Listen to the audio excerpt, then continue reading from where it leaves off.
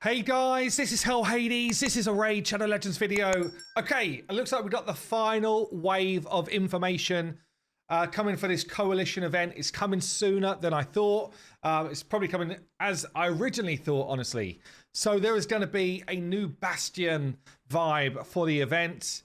Yes, we love this type of thing. This really makes you feel immersive with events that are going on. So you can see in the background here, just like the vibe they're going for. Basically, hell has been unleashed on Middle Earth, not Middle Earth, where are we? Teleria. And yeah, we are about to be hit with the Upside Down. Super cool vibe, like it a lot. So yeah, this is going to be coming to your screens real soon. In fact, looking at the info we've just been sent, we've got a timeline here from the 5th of June. So basically this time next week, I think it's the same date the Fusion goes live. All players starting from level 2 can participate in this new coalition event during the period right the way through to 2nd of July. After that, players can no longer earn quest points. And then from the 3rd of July, the event is done. So basically got a full month of this event. And yeah, we're good to go. There are going to be other champions in the mix. So we already know about Karosa, the Covetous is going to be the kind of like main villain, the main boss that we're fighting. Also a mythical champion in the game that you can earn. No, not earn. I thought it'd be someone you could earn. You just got to pull shards for it, right? And try your luck. And it says here, available from Primal Shards from the 6th of August. That's weird. That's weird. So the event ends on the 3rd of July, but it's so potentially then it might not be a champ in the game until the 6th of August. That's the way I'm reading that, but I could be wrong on that. And it looks like there's going to be like shard boost events to enable you to get Karosa in the future. But the way I'm reading that is drop from Primal Shards start on the 6th of August. So almost like a full month after the event ends. But we've got other stuff. So we've got the Fusion here in Tholin Foulbeard starting on the 5th of June. Also going to be available from Shards. We've got Lemonisi, the Gold Wing, on a loyalty program. That normally means a login reward, I think. I think that's a loyalty program, right? Just like a straight login? Or are we saying... I don't know what that means either. What's a loyalty program in this game? Is that just a straight login reward? Or is it something like, you know, the secret club where only a few people are in it? I don't know. No more information about this champion in the whole deck. But as it says here, it's going to be available for drops from Sacred Primal Shards from the 31st of July. I don't know if this loyalty program starts before that or if it starts at this date. Not sure. But we get no more info in this deck about that champion. I do have the kits, though, of the other two champions. So Grashos Turndrake is going to be available from Shards from the 5th of June. And Balar the Lost, also available from Shards from the 5th of June. We'll go through those kits in a second. Interestingly, I'm just reading back through some of the early texts that I got. And it does say here, so Raid presents upcoming Chaos Awakes that will feature a brand new coalition event with 5 unique legendaries. The return of the time limited dungeon, this time occupied by the mighty mythical champion as the event boss, and 8 new relics. Now, it says here we've got the coalition event in phase 1 in June, the fusion, start of the dungeon event, and the Bastion redesign. And then phase 2 starts in July, where there'll be a free legendary. Now, I don't know if this is all part of the same sentence. Free legendary champion in the champion chase. It must be. I think it's either free legendary, like a login reward, and then a champion in the champion chase, like a 1 in 100. Or somehow there's a free legendary in the champion chase, which I hope is not this champion as just like a... I mean, that's not a loyalty program, so it can't be that. Can't be that. So it's a little bit clear as mud. We are asking for info. Hopefully we'll get more info and I can just edit it into the video. But yeah, that's as much as I know. So let's go into the different skills then of these champs. I've got some turnaround visuals as well. So first, let's check out the champion that's part of this loyalty program just for a visual. Double sword wielder or blade wielder, perhaps not sword. 1 wing. It's a hawk that no longer flies. Pretty cool though. Good visual. Let's check out Gratos.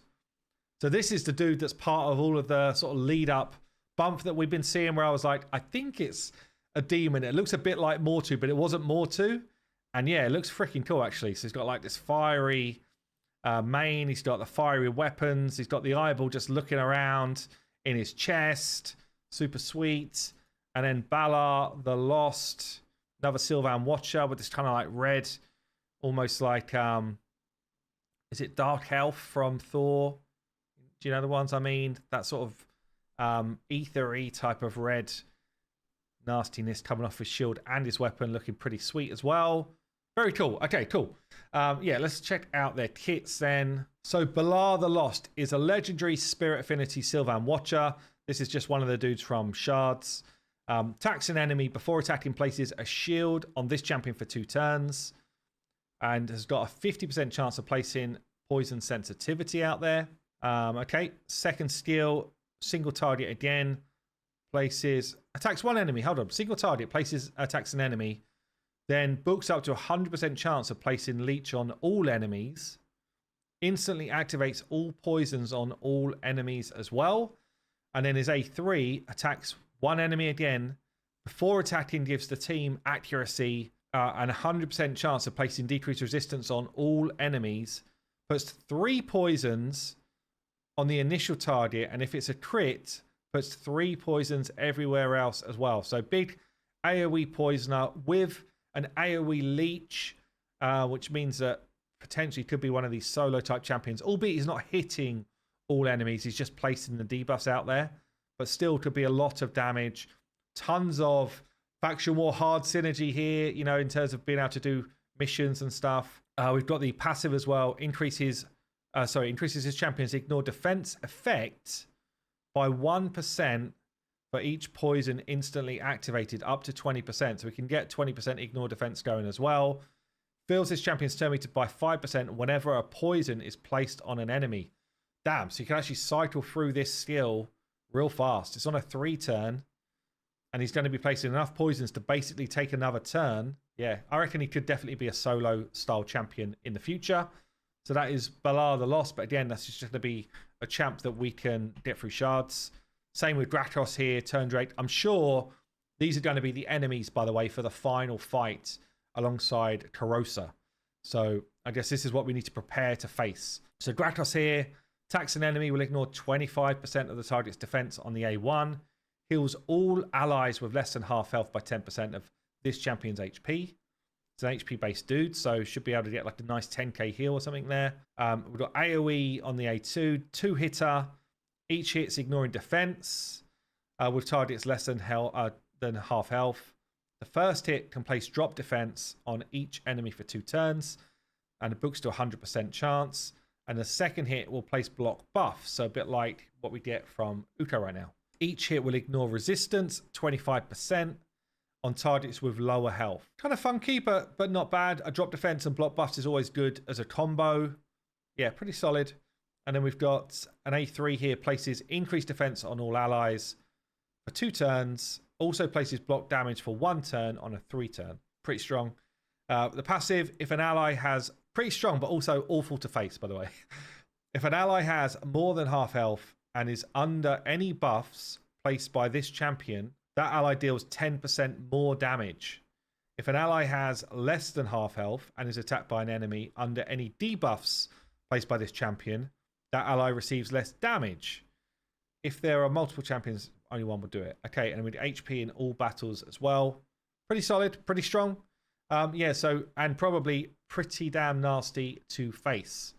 I just want to show you as well, we've got some artwork that's come through here. It's just cool to see. Not that most of you will probably care, but I appreciate this stuff. Which would be like new wallpapers for the game. It might be like a new loading screen as well. Like stuff like this potentially for this theme. Maybe this, which is pretty cool. Anyway, let's get into the last bit then, which is the relics.